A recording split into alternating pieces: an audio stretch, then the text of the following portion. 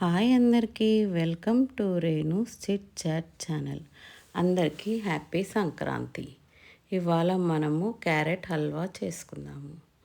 1/2 litre పాలు తీసుకోవాలి, బాగా మరగబెట్టాలి.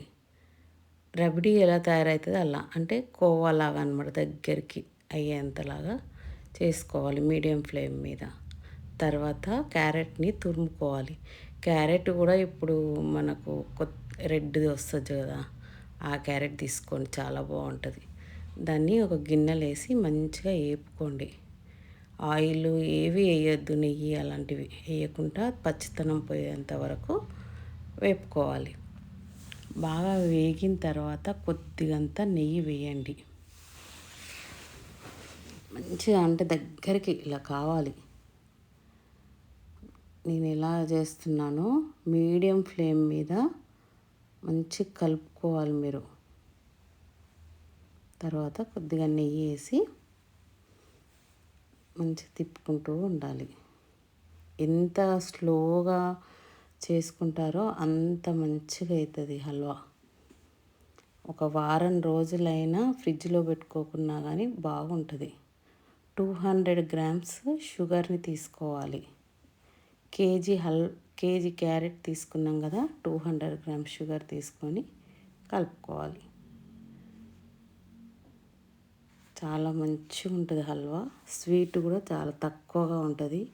ఎక్కువ వేసుకోవాలనుకునే వాళ్ళు వేసుకోవచ్చు, కానీ 200 గ్రామ్స్ కేజీకి షుగర్ ఉన్న వాళ్ళు తిన్నా కానీ ఏమీ కాదు, చాలా బాగుంటుంది. మరి ఎక్కువ షుగర్ ఉండదన్నమాట.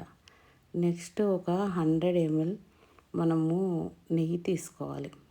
ఒక 2 స్పూన్స్ అనమాట. 2 స్పూన్స్ వేసుకొని ముందు కొంచెం నెయ్యి తిప్పుకోవాలి. నెయ్యి ఎక్కువ తినేవాళ్ళు ఉంటే ఎక్కువ కూడా వేసుకోవచ్చు, చాలా బాగుంటుంది. ఎవరిష్టం వాళ్ళది, కానీ నేనైతే 100 ml వేసిన. చాలా బాగుంటుంది, టేస్ట్ చాలా బాగుంటుంది అసలు.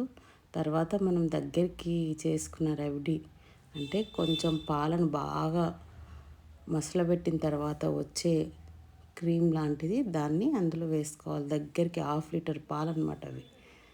అంత దగ్గరికి అయిన తర్వాత దీన్ని క్యారెట్లో కలుపుకోవాలి. క్యారెట్ మాత్రము పచ్చితనం పోయేదాకా వేపిన తర్వాతనే నెయ్యి వేయాలి, షుగర్ వేయాలి. చాలా బాగుంటుంది. నెయ్యి ఎంత ఎక్కువ వేసుకుంటే అంత టేస్టీగా ఉంటుంది, నెయ్యి వేసుకునే దాన్ని బట్టి.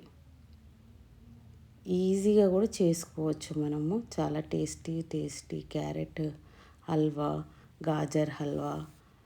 పొడుగ్గా రెడ్గా వస్తుంది చూడండి, ఇప్పుడు ఈ సీజన్లో వస్తుంది బాగా. ఆ క్యారెట్ని తీసుకుంటే బాగుంటుంది.